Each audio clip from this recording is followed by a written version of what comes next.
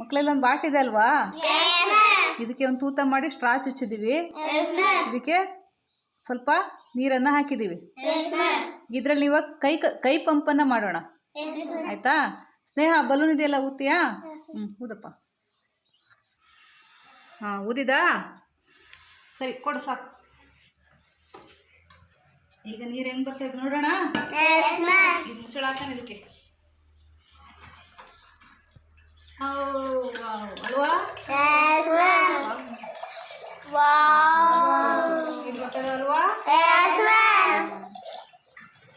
ಗಾಳಿ ಅದ್ರ ಮೇಲೆ ನೀರಿನ ಮೇಲೆ ಒತ್ತಡ ಹಾಕಿದ್ರೆ ನೀರೇನಾಗುತ್ತೆ, ಮೇಲೆ ಖುಷಿ ಆಗುತ್ತೆ. ಓಕೆ, ನೀರು ನಿಂತು ಖಾಲಿ ಆಯಿತು.